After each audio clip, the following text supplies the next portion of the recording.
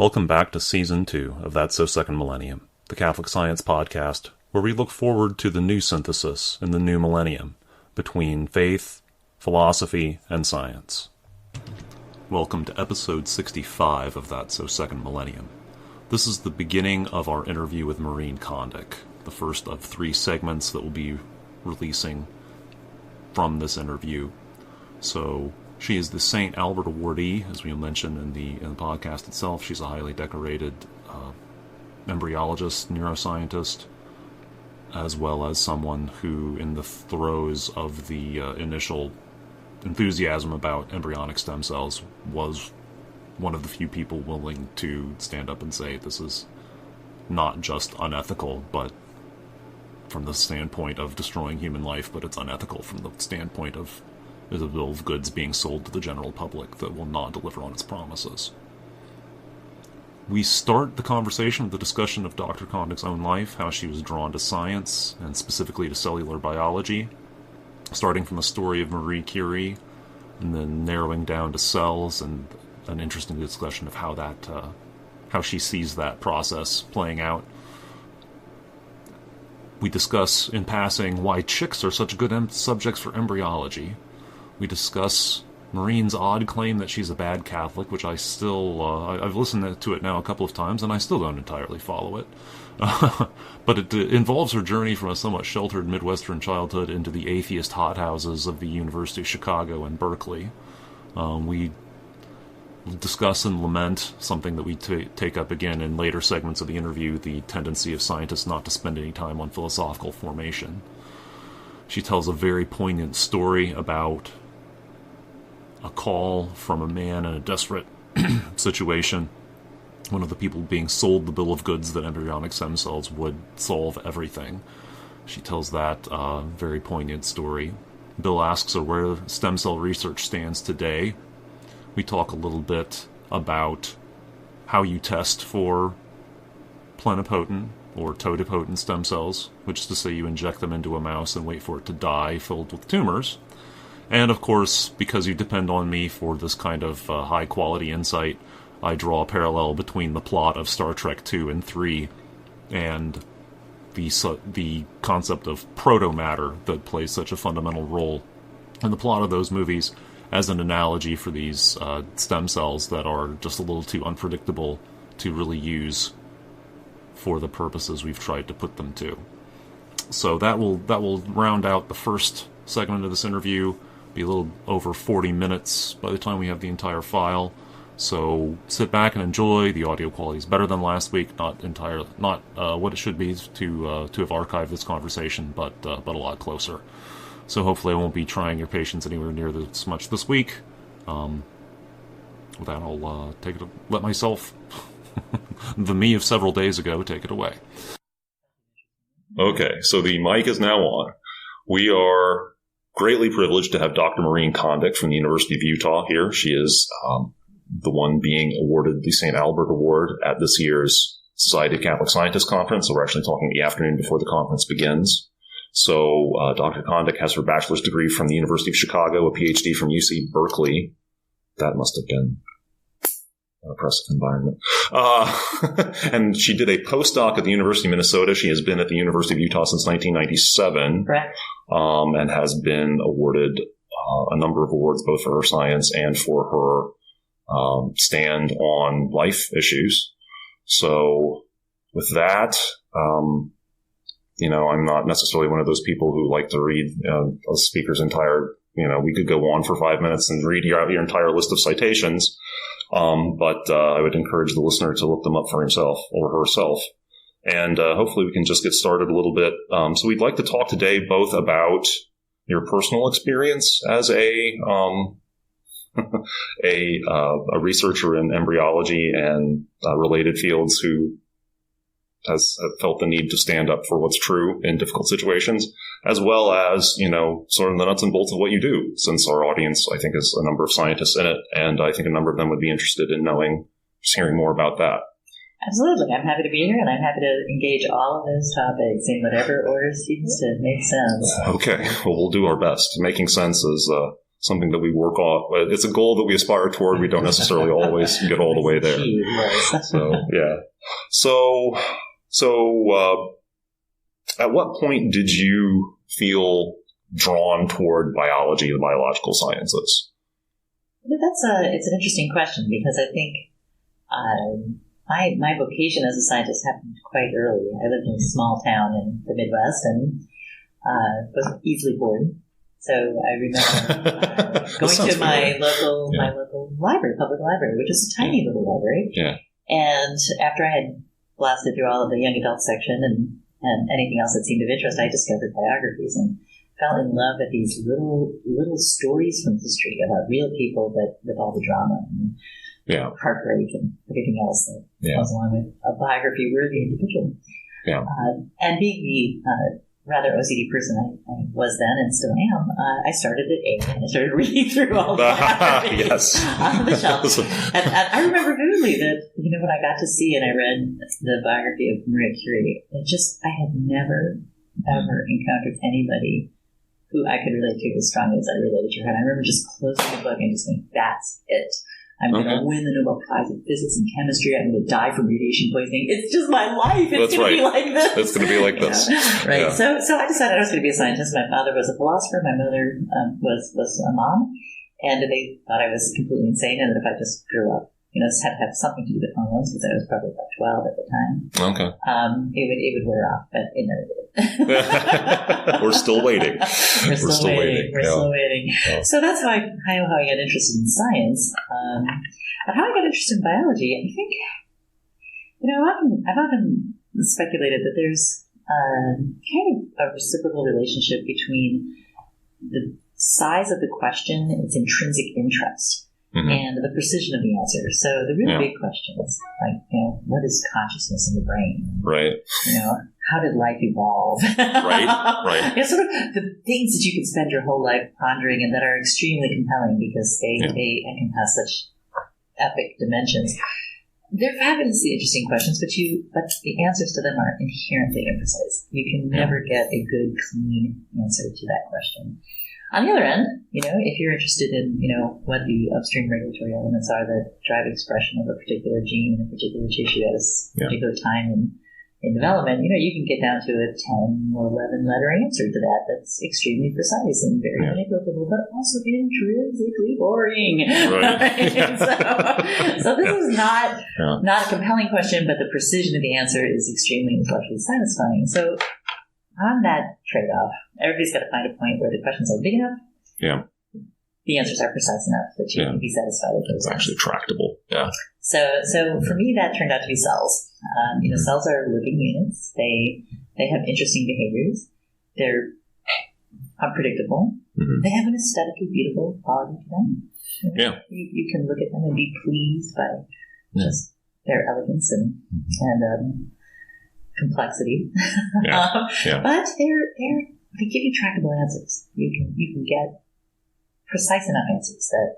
So I had started out in psychology and trying to understand what was consciousness and how did memory work and what that whole brain thing was all about. But I eventually ended up with the development of the nervous system because that's largely a cellular process and the precision of the answers is much higher.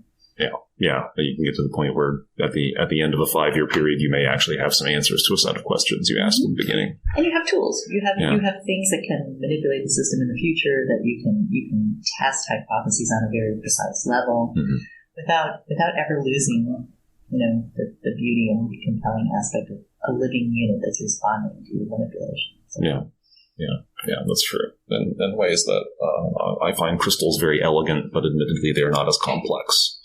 There as cells are, with all of the things that the cell has to accomplish to get its work done.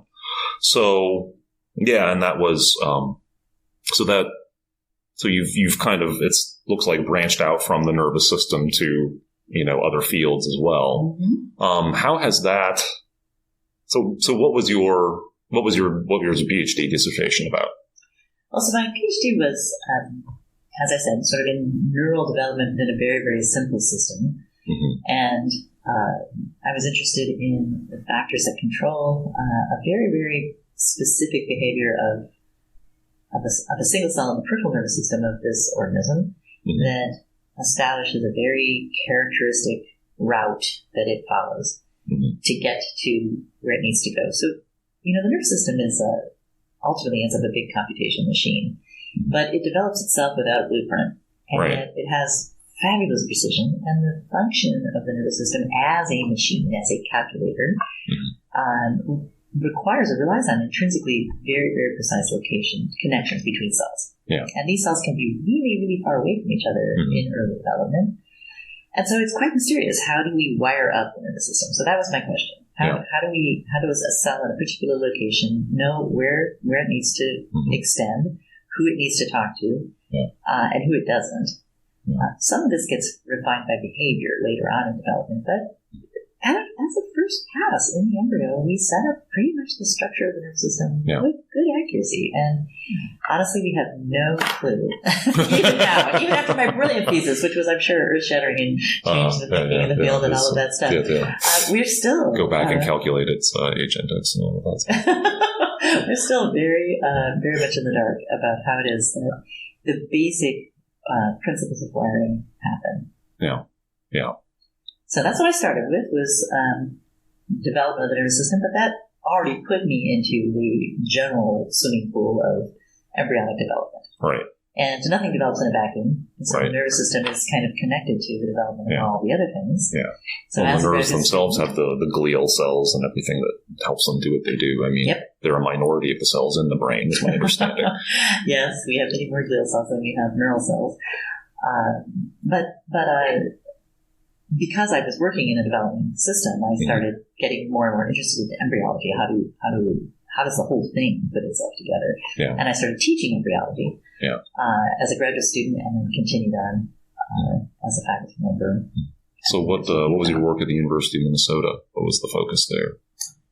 Continuation of my graduate work, but in a different system. So I had worked originally in scientists use all sorts of, as your listeners of course know, model systems that have strengths only in particular areas. So my initial system was a great one for a very stereotypic pattern of neural outgrowth during development. So I was working in Schistocerca americana, which is the American locust. Grasshoppers. And they have beautiful embryos and fabulously beautiful neurons at the embryonic stage.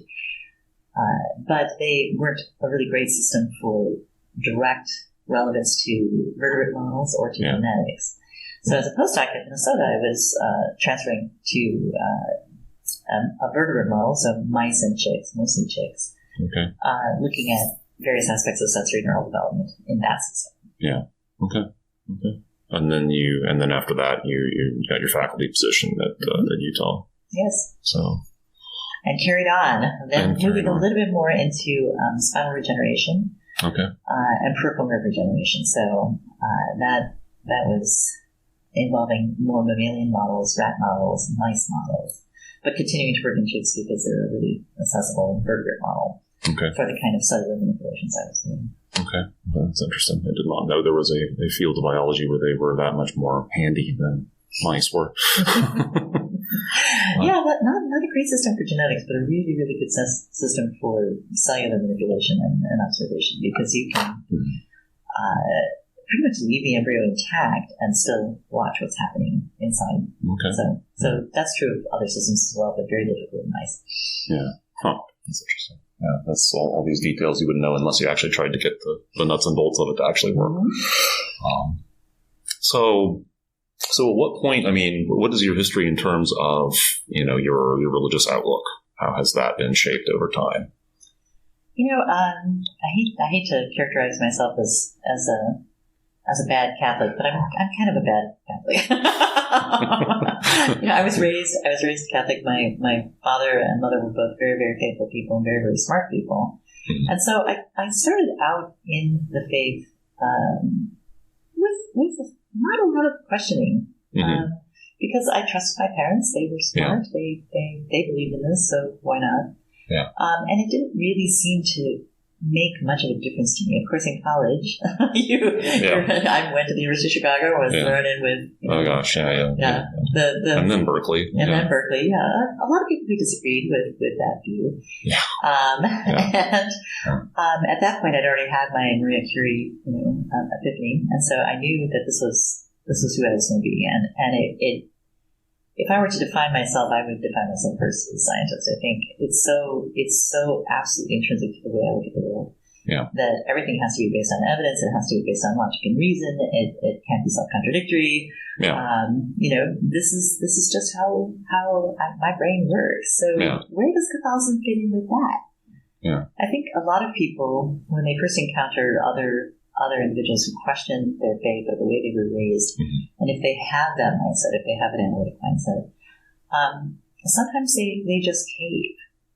They cave based on authority. Yeah. A lot of really smart people are telling me that I'm just brainwashed and this whole religion thing is incompatible with science, and I love science and I want to be a scientist, so that means I have to kind of give up the religion thing. Right. Yeah, but I'm just a little bit too stubborn for that. Right? There's at least that. Well, stubbornness and stubbornness persistence has its purpose. I think that what those kinds of naysayers charged me to do was not to bow to their authority, but to question their authority. And the more you question the authority of people who propose alternative worldviews, the more you keep coming back to, well, what is actually making the most sense of the world? Yeah. What vision of the world actually accounts for most of the data? Right. And in my experience, it's a Christian vision of the world, and in particular a Catholic vision of the world that very much endorses precisely the kind of questioning mind that promotes scientific investigation in the first place. Yeah. And you can certainly find Catholics who don't live up to that standard, unfortunately, but they're the ones that do. And and what do you have on the other sides of the debate? That's the question. Yeah, and I think many scientists in particular really don't question deeply. I mean, they're so. I often tell this story because I think it puts things in perspective. That when I was a graduate student preparing for my preliminary exams, I'm in the field of developmental neuroscience. It's a relatively new field, and I wanted to be on top of things. So I've already mentioned the OCD thing. So in preparation for my for my prelims, I read every single paper that had ever been published in the entire discipline. Yeah. And it was 386 papers. I remember it made a stack of about 4.5 feet on the foot of my You weren't reading them on PDFs at that point. I read everything that had ever been published in the field. So today, 300 papers a month come out in the field. I mean, if I read 24/7 and did nothing else, you couldn't possibly stay on top of it. Yeah. And so as a consequence, inevitably people get narrower and narrower. Oh, yeah. They focus down on some very, very little slim slice because you just can't. It's overwhelming. Yeah. And as a consequence, many scientists feel very smart. They feel very analytic, and they truly are within their narrow subfield. But do they think about what was the origin of the universe? Yeah. If there's a causal chain for everything, what's the first cause? What set all of this in motion? Yeah. How do you explain consciousness, truth? Yeah. Based on properties. What are the real differences between humans and non-human primates or other mammalian species? Yeah. All of these are really critical questions to the conclusion that everything can be explained by reductionist means and that there is no need for a God. Yeah. But does the average scientist spend a whole lot of time contemplating these questions? Almost not.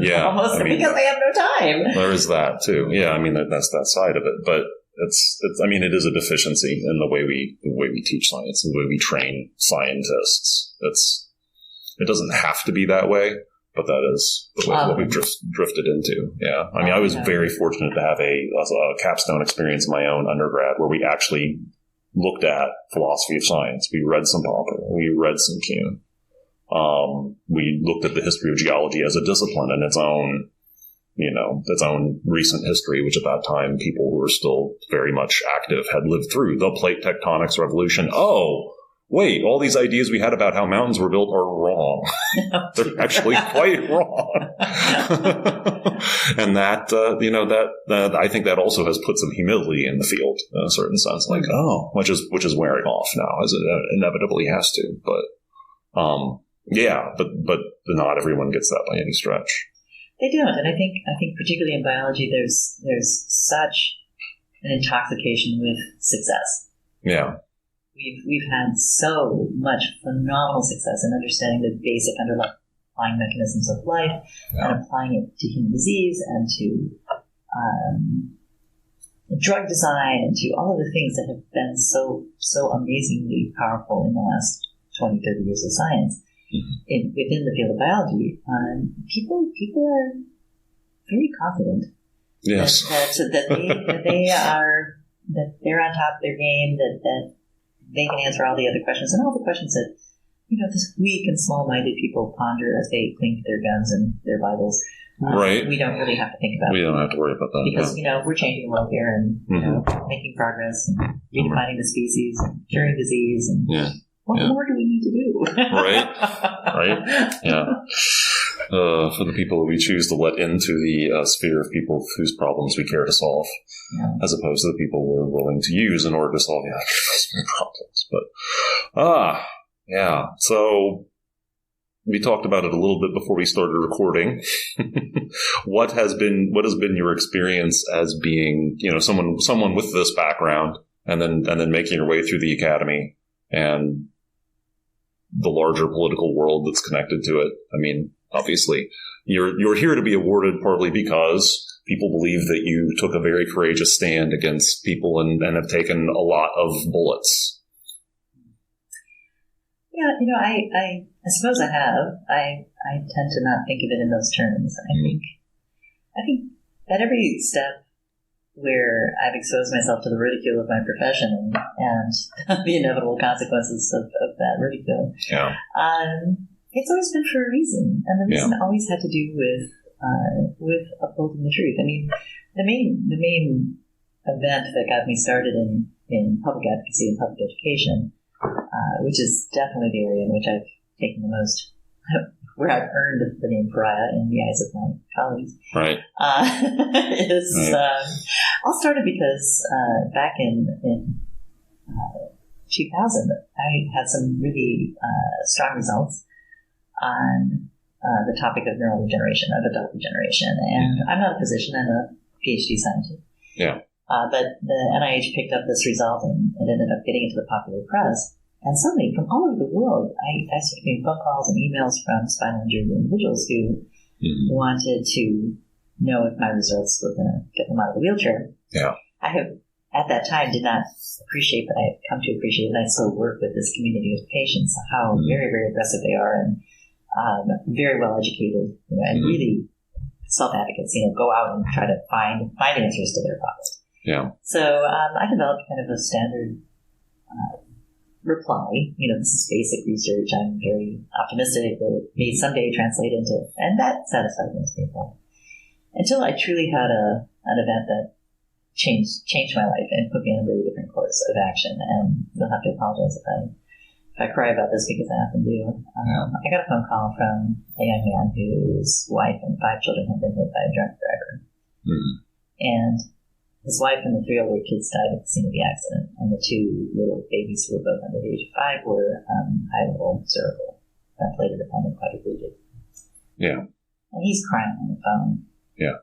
He's just begging me, I'll do anything. I'll give you my own body. You've got to do something for my kids. And I'm crying. I had no idea what to say to this man. And at some point, I asked him some neutral question about getting support or, trying, who has he talked with? And he goes into a complete diatribe against George Bush because his senator had contacted him and was trying to convince him to bring the girls to Washington to testify before Congress about stem cell research. And his senator had told him that there was a cure that was being blocked by George Bush's policies on stem cell research. Okay. And the rage just blind, frustrated rage at this man. Yeah. I remember hitting me with the fold of my hand, looking literally at the phone. Yeah. And going, nobody who suffered as much as this person should be used like this. Yeah. Should be used as a political pawn. Yeah. Because that's all it is. Yeah. The senator knows that if he brings these poor wheelchair-bound babies to Washington, that they're going to get political support for a research agenda that he's simply willing to lie about. Yeah. And so I decided right then and there, somebody has to tell these people the truth. Has to be willing to spend time and effort and develop a rapport and talk with people about what we really do know. And so we talked for 2 hours. And I think it was the hardest conversation I've ever had. I'm sure. And in the end, he thanked me. Mm-hmm. It was a very sobering realization. I had to tell him that there is no cure. Nobody is hiding this from you. This is an incredibly complex area of research. It's moving very, very slowly. Yeah. Stem cells could potentially have some benefit here, but in actuality, it wouldn't be in my top pick of the top 500 things that could be helped by stem cells. Right. The girls are going to be in a wheelchair for a long time. And your job is to try to help them have the full life they can have. Yeah. Because there is no secret cure. Yeah. And, I set out from that point forward trying to get the word out and trying to be an advocate for patients and for knowledge and for factual information. Yeah. I think some of the problem in science is we start believing our own press releases. Right. And people really have, the scientific community has such optimism for the power to cure, the power to move forward, that if we just unfetter science and put the least number of restrictions on people, right, we're going to have the highest benefit. Mm-hmm. But there's a difference between saying that and having the data to support it.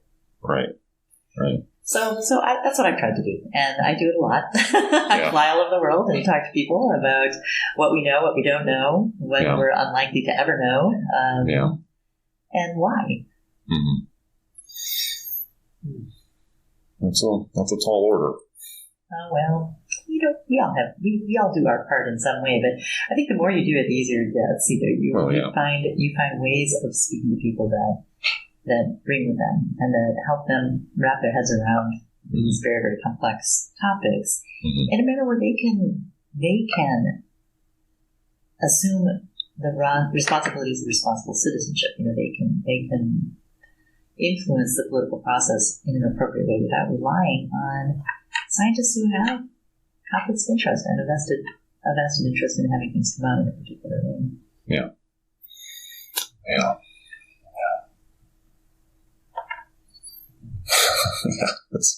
That's one thing. Once you get how people actually live their lives involved in it, then the stakes go up so much, and it becomes so much harder to do science, which demands, that willingness to say, you know what, I might be wrong about this. Very true. Absolutely true.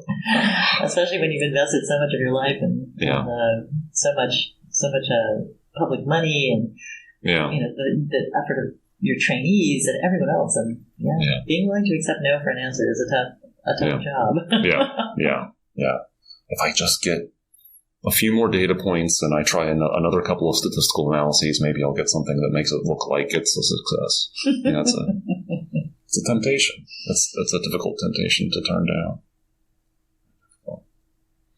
Where does that whole world of stem cell research stand now? Are you finding yourself saying this is possible more often now, or are expectations even rising so that you have to still say no a lot of times? I think one of the things that made stem cells kind of a low-hanging fruit for criticism of the outrageous scientific optimism that we were going to cure everything from baldness to infantility was the fact that there were such obvious, long-standing scientific problems associated with the application of stem cell research to patients. And the whole nature of serious, long-standing scientific problems is that they're serious. Right. And long-standing. And someone would have fixed them if they were that easy to fix. If they were easy to fix, they would have been fixed. And very often it's because the problems are not just complex, but they are linked to the intrinsic nature of the cells themselves. So one of the problems I pointed out in my first critique of stem cells being the panacea for all human disease was the reason stem cells are scientifically interesting is that they have the capability of developing in a wide range of different developmental pathways. Right? So if I take a skin cell from you, it's pretty much restricted to being a skin cell, and it's hard that we have found ways now to make it do something else. Stem cells are great because they can produce all the different cells within the body. And yet, this very capability that makes them interesting scientifically also makes them extremely problematic medically, because one of the ways that evolution has protected the DNA of a cell from accumulating random mutations, which would turn it into a cancer cell, is to take all the DNA you're not actively accessing. So if you're a liver cell, you really don't need all those genes that control heart function or skin function or brain function. And so this is a simplification, but a useful way of thinking about it. So you kind of pack all of that DNA up in a chromatin structure that is much more resistant to mechanical and chemical insult by essentially inactivating it. So that's what makes cells stable enough to persist without accumulating mutations that will turn them into cancer cells. Right. But if we don't do that, if we are the kind of pluripotent stem cell that everyone is very fascinated with as a biological question, that cell is intrinsically prone to accumulating mutations and becoming a cancer cell. And this has been shown hundreds and hundreds of times that inevitably these cells always undergo some kind of chemical mutagenesis, structural mutagenesis. They turn into cancer cells very, very readily and very reliably. So you might remember Richard Nixon. You're old enough. Thank you for wondering. Okay, and you remember that, back in 1971, he started the war on cancer at his That's right. National Cancer Institute, okay? And since then, we have spent hundreds of billions of dollars. Countless crews of brilliant scientists and physicians have been devoted to addressing this problem of cancer, oncogenesis, how do cells turn into cancer cells. And it's not like we've made no progress, but if you look at the death rates from cancer over the last 50 years, smoking deaths have declined dramatically, or because people cease smoking. Right. But cancer deaths have, we barely made a notch. Wow. And it's because it's a tough problem to fix. So, honestly, given that we've made such limited progress on these questions since I initially made my predictions that we weren't going to progress rapidly towards the application of stem cells to medical conditions, nothing has changed. I should change my middle name to Nostradamus, but all the predictions I made back in 2001, 2002 have really been upheld precisely because they weren't just frivolous naysayer objections. No. They were things like, these are foreign cells, they're going to be rejected by the immune system. We've known about immune rejection for many, many decades. Yeah. We've made some progress, but it's still an enormous problem, and people still die from incompatible tissue transplant. Yeah. This oncogenic transformation thing, which is very, very well established. The other thing that's challenging about stem cells is even when they're not cancer, they are tumor forming. In fact, that's the gold standard for stem cell biology. If you develop a cell line and you imagine it to be a stem cell line, a pluripotent stem cell line, the gold standard test is you inject it into an immune-compromised mouse and you wait for the mouse to die because it has tumors all over its body that are formed from the stem cells, and the tumors contain derivatives of all the major embryonic lines, and that's how you know you've got a stem cell. Yep, we were successful. Yeah, we were successful. So let's put those into humans. Yeah, let's do that. Brilliant. Yeah. So these are so oncogenicity, the tumorigenicity, the immune incompatibility, and the final one is you could fix most of these if we could control the development of these cells. into more mature derivatives. So if you are a patient who has a heart problem, we want to create heart cells for you. If I could start with stem cells and drive them up to mature heart cells that we could use for transplant or treatment, then they would no longer have these problems. They wouldn't make tumors. They wouldn't be prone to teratogenesis, or whatever you call it. Right, and if we took the cells from you, or if we had a big enough bank of cells, we could perhaps address the immune problem. Mm-hmm. But we've been working on stem cells. The first mouse embryonic stem cells were isolated in more than 35 years ago, and driving them into mature states is very, very challenging. I mean, it's not a simple problem that we're just going to fix. Throw a few $1 million at it, and it'll be something we'll figure out. So all those problems, 10, 20 doctoral students will get this knocked out. Yeah, we'll knock this right out. So it's not that it's not an interesting area of research. I think it's a fabulous area of research. I work on stem cells. Right. Right. I am not opposed to stem cell biology, but transitioning basic research into medical applications faces many significant problems, and those problems still stand. Yeah, yeah.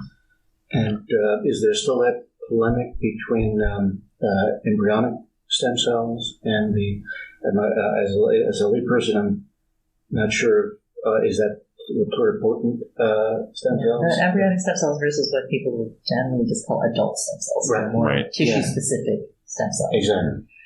So that dynamic has really, really declined because over the last 10, 15 years, the clinical applications of stem cells derived from mature tissues, so-called adult stem cells, have proven to be really, really strong. I mean, they're treatments; they're not cures. We don't have magic here, but we do have thousands of clinical trials involving adult stem cells. Yes, and that are showing benefit to patients.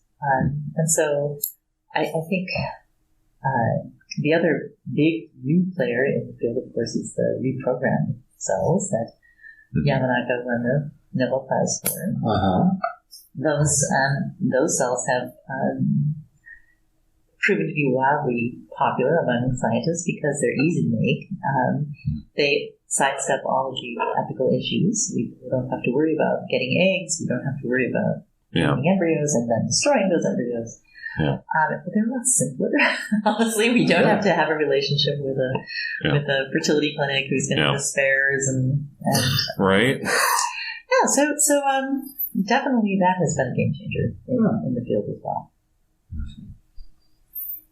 So, what was that the specific name of that last type of stem cell? The induced pluripotent stem cells. Induced pluripotent cells. Yeah, amazing. One of the most important scientific findings in the last 50 years, I think. Yeah. And how long has that? It seems to me like it's been a few years since that was first. 2007 was the first demonstration in animals, and then 2008, I think, or 6 or 7, I can't remember. Animals, and then human tissue, and he won the Nobel Prize in 2012. Yeah. I thought it had been a minute. So that's a beautiful thing. So I'm staring at Bill, and Bill is also this sort of bad influence on me. At some point during your discussion of the problems in dealing with embryonic stem cells, I'm going to date myself, not quite back to Richard Nixon, but I've spent way too much time watching the 80s Star Trek movies. And so there is this parallel between, if you remember, the plot of Star Trek 2 and 3 revolves around this Genesis effect. Yeah. Yes, the Genesis planet. So Kirk's old girlfriend is creating this thing that will, terraform, this planet and create life. And then they realize that the planet, in Star Trek 3, they realize the planet they've made is unstable. Mm-hmm. And they're asking Kirk's, I guess, son. It says legitimate son, as if we care about these things in the enlightened 23rd century, I'm sure. And he's like, well, we were using proto-matter, and somebody, not Spock, because Spock is dead. We're bringing Spock back. I think McCoy or somebody says that's totally, that's against Federation regulations. It's too unstable to work with. And he's like, yeah. We wanted to see if we could do it. We wanted to see if we could do it. Yeah. And that's it happens to create planets that self-destruct and consume Christopher Lloyd when they go, which is a tragedy, terrible tragedy. But yeah. If you enjoyed this episode or one of our previous episodes, please leave us a review on iTunes. iTunes is the biggest distributor of podcasts, and having reviews there will help us reach a wider audience. We would also love it if you posted your review on other services like Google Play and Stitcher as well. That's So Second Millennium is brought to you by me, Paul Giesting, and by Bill Schmidt. Find more of Bill's work at onward.net.